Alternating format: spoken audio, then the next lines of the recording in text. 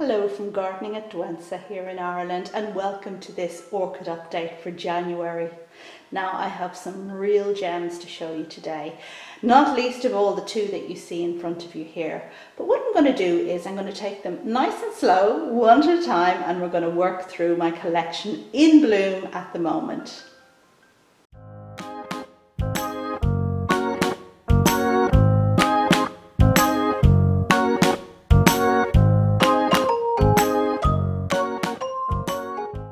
You are very welcome to this orchid update, and I guess you'd like me to tell you about these glorious plants here in front of us now, but no. What I'm going to do is I am going to take them away because you're going to have to wait for a bit.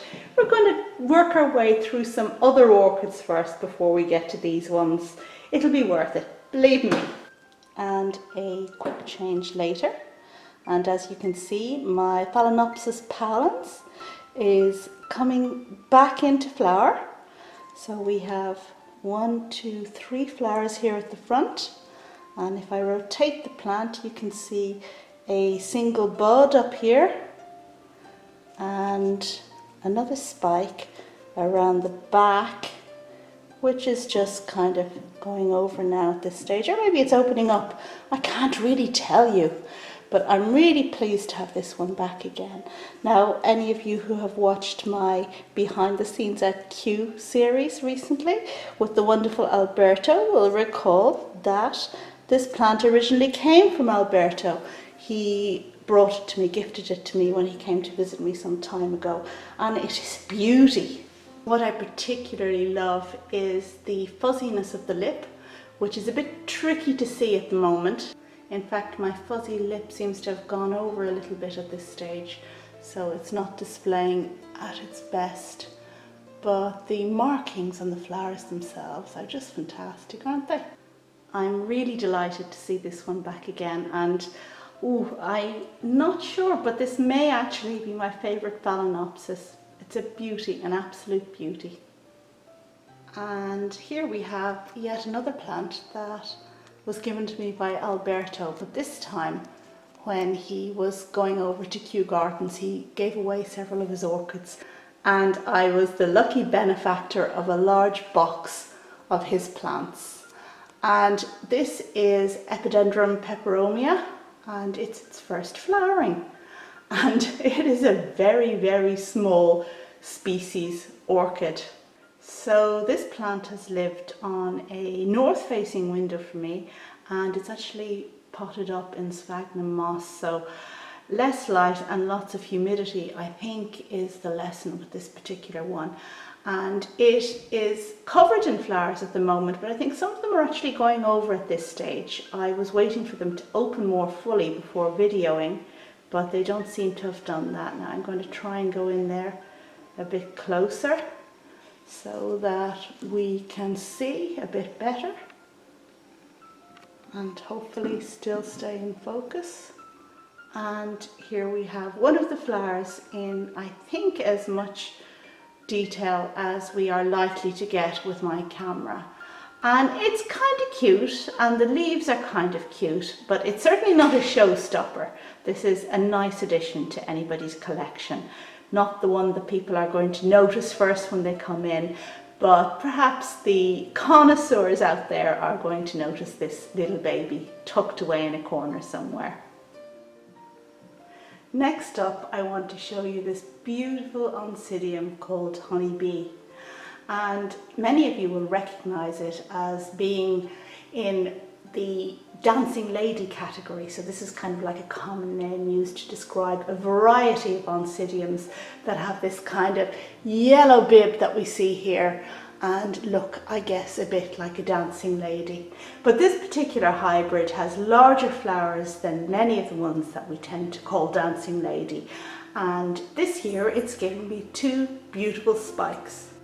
Now, as we can see, the structure of the flower is really, really beautiful, and obviously it's one that adopts the technique of mimicry to attract its pollinators, because it has these markings, these tiger-like markings that are surely there to attract some kind of bee.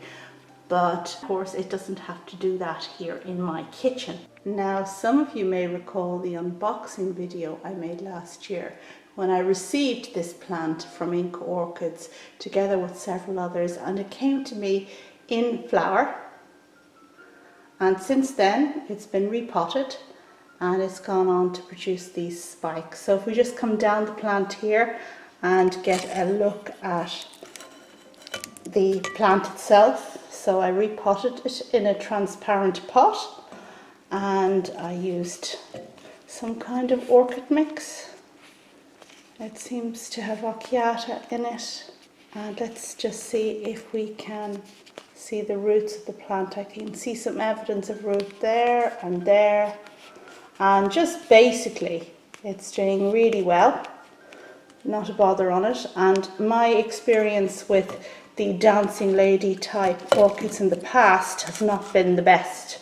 They were quite difficult for me, but this one so far anyway seems to be doing really well. The spike over there has branched, as Oncidiums will tend to, so I'm going to get perhaps 3 flowers on that branching spike together with the ones I already have on the main spike and the ones on this front spike.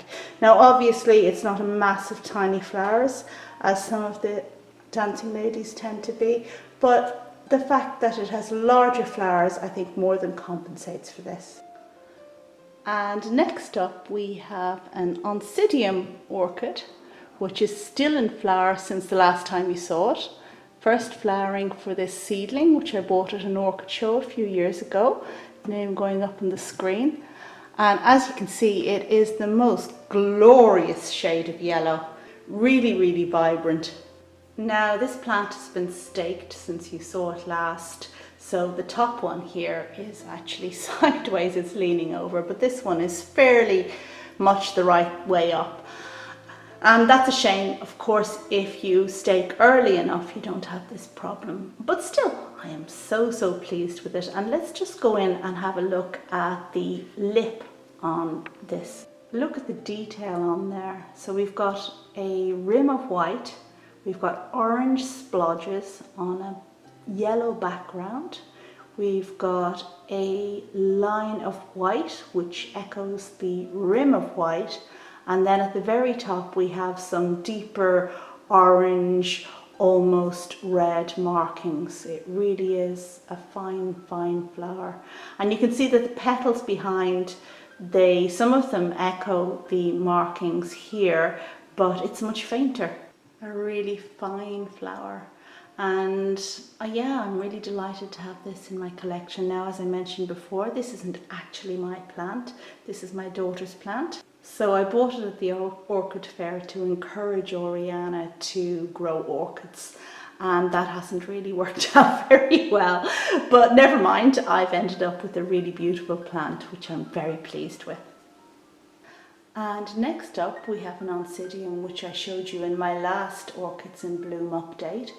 It's still going strong and it's still as gorgeous and voluptuous as it was last time round. Now this is a no ID Oncidium plant, so if anybody has a name for it, please do let me know. But as you can see, it really is very pretty. It has red petals, a white nose, and I suppose a beard here that's white and then kind of fades to a burnt orange colour. And then that's echoed up above by these kind of whiskers just below the nose. So it really is a fine specimen, and I really like the shape of the petals. It's very reminiscent of species Oncidiums, or the ones I've seen in books anyway, and I just think it really has a lot going for it. Of course it has a magnificently long flowering spike as well, which is always a good idea. And here it is in its entirety again. I've had to stake it since you last saw it, but just very slightly on the left because I was afraid that the spike might break. But it's holding up well, and I do like the effect that a draping spike has. I think it just looks very natural and very attractive. And here's the next Oncidium that I want to show you. Now this one is a named variety and the name is going up on the screen. It's a reliable flowerer and it's one that has produced 2 spikes this year. There's a vague, musty, spicy scent off this one. Pleasant, but not very strong. And I don't know if you can see that, but the flowers seem to yellow more with age. And this one has been in flower for a good while and it looks really, really great.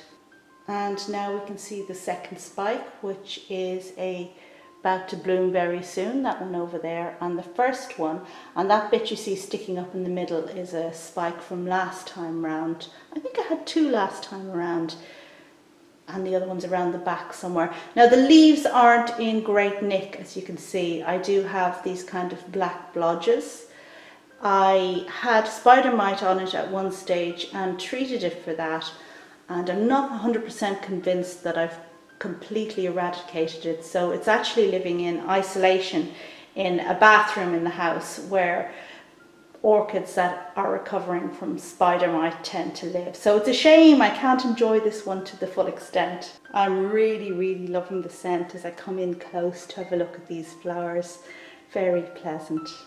It's obviously an Oncidium whose parents used mimicry to attract pollinators, as we can witness by the stripes on the petals.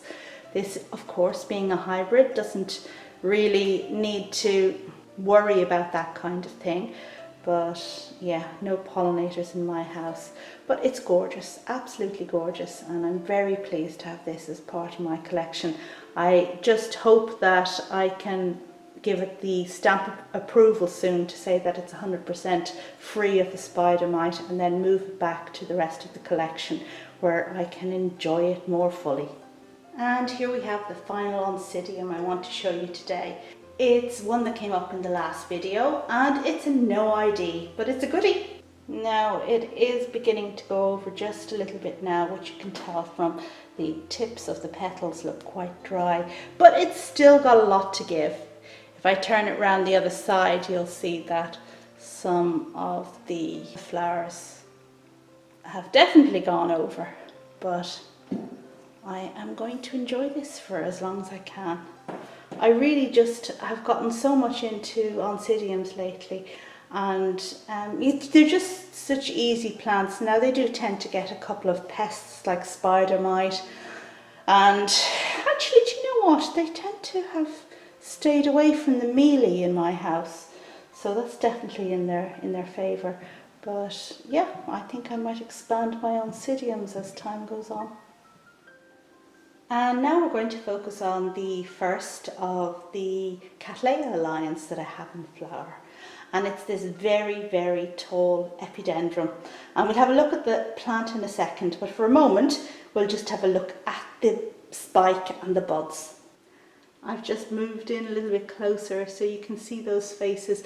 Now these flowers are beginning to go over, so I think what we'll do is have a look at the second spike, which is behind it over there, and just see if we can get a better zoom in on that.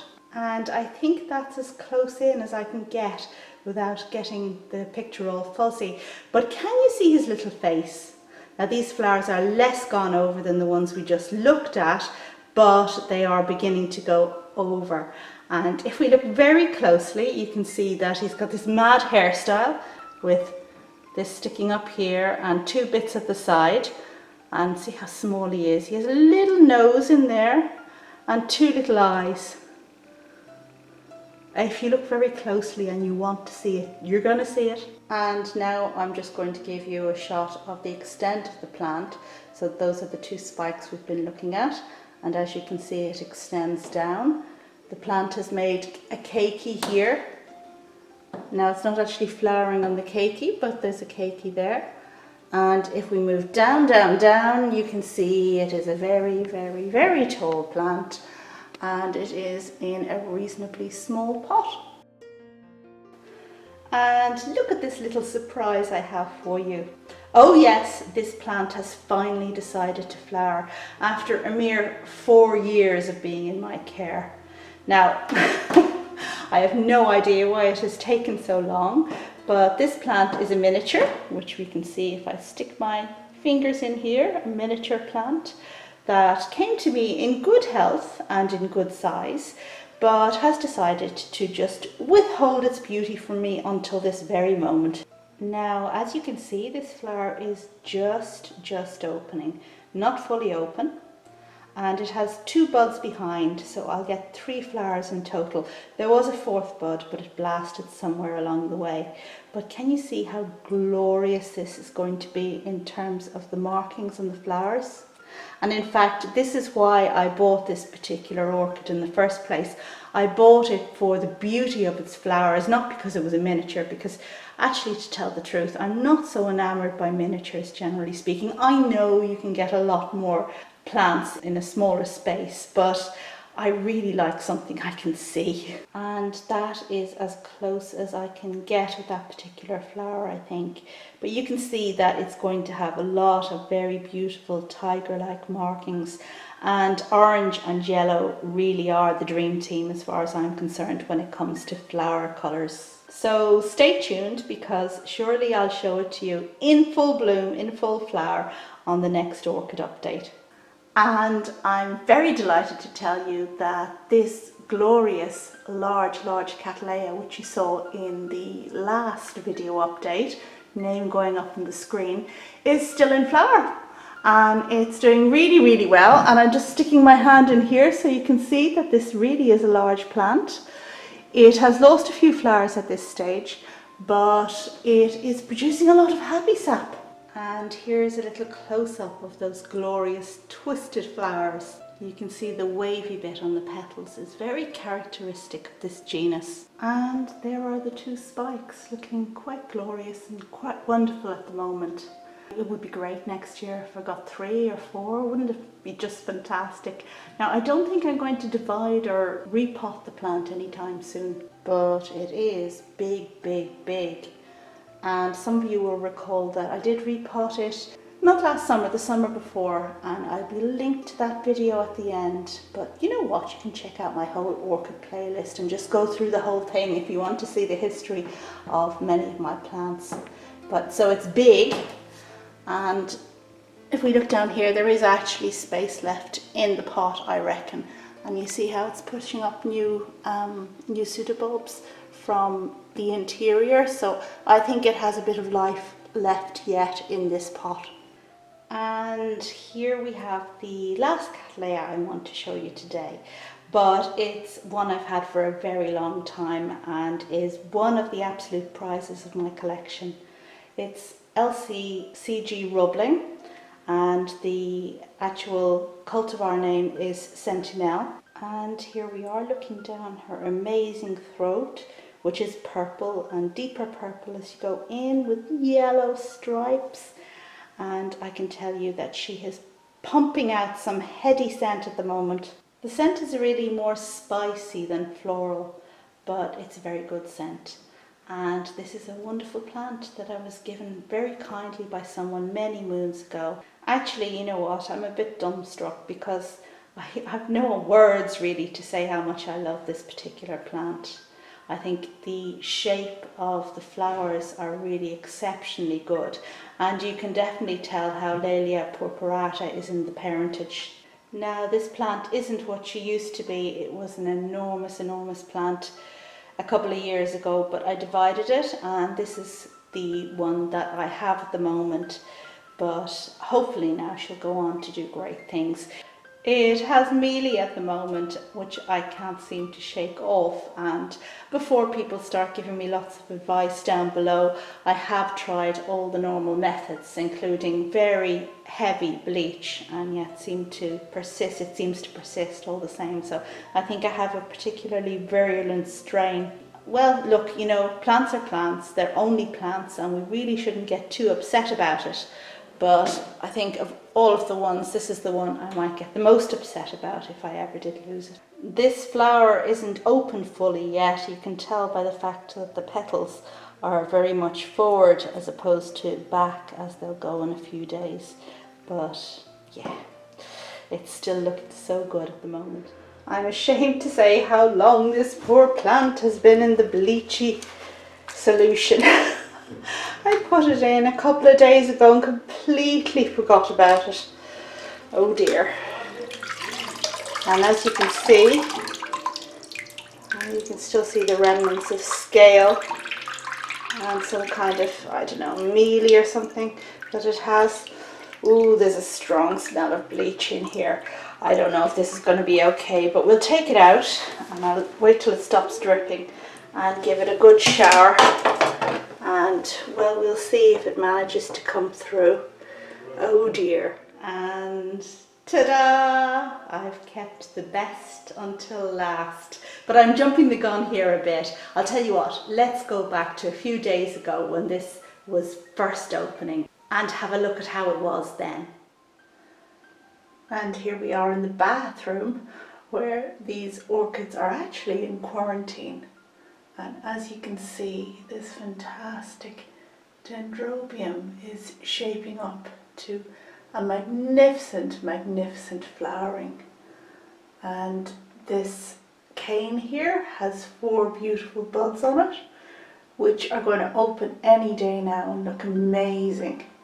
But the really good news is that this will be the second cane to produce a magnificent floral display, because we already have this one in full bloom.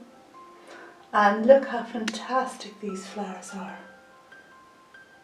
Now this is Dendrobium sanderae, and it's not a first flowering, but it really is a good one. Look at the profile of those blooms. Really flat faces, which of course is a very desirable attribute on orchids, one that judges look out for. And I am just going to rotate this plant now as best I can to show you that we have 3 flowers in glorious bloom. This is the one from around the other side. And these are looking really super with the sun behind them at the moment. I really like the shape at the back of the flowers here. It's not quite a spur, but you can tell where that flower is going. You can see the telltale shape, Dendrobium shape of these blooms, like a little curly fingernail. And just to show you the size, I'll put my finger in here. So that was a few days ago, and since then I have 3 flowers on that spike there and 4 or 5 glorious flowers on the left, and a plant that is an absolute vision to behold. And here we have a look down the plant's throat, and I always find the insides of orchids so absolutely appealing. They have, this particular one has those glorious deep purple stripes, and it all leads into a place where if I were an insect, I just want to deep dive in there, no problem at all. Now personally, I'm not a Dendrobium person, but when you see something as amazing as this, how can you not absolutely love it? And this has got to be my favourite Dendrobium. Now we'll see going forward how I do with looking after it and keeping it, but for the moment I am just gobsmacked. Well, I've no idea why it's attracting this kind of pollinator, because it does have a vague scent that is nice and floral, not bad, and it's usually that flies are attracted to things with bad scents. But anyway, he seemed to be enjoying it in there. Perhaps there's some happy sap or something that he's lapping up. So this plant dates from the Dresden Orchid Show that I went to a couple of years ago. And I didn't actually buy it at the show, but a friend who came to the show had picked it up for me at Orchids and More, also in Germany. And she just brought a couple of things for me to the show. And it's absolutely glorious. I really love the kind of pixie hat shape to the back of the flowers. Now this is quite typical of Dendrobiums. Do you see that kind of funnel thing? But it's just extremely attractive for me on this particular plant. And the flowers are so big. So big. So beautiful. So mesmerizing. So wonderful. I love it, absolutely love it. And on that note, I guess I'll leave you, as that fly tends to rummage in there in the flower. I don't know, can you see him there now? But he is very busy. But anyway, so that brings us to the end of the video, my orchid update for January, which I hope you very much enjoyed. I hope you might have seen something a little bit unusual or a little bit surprising. It's always good to keep you guys on your toes. And I can tell you that I have lots of Cattleya spikes coming and Oncidium spikes coming too. So look out for some great surprises along the way. And I guess I will see you on the next video. Bye.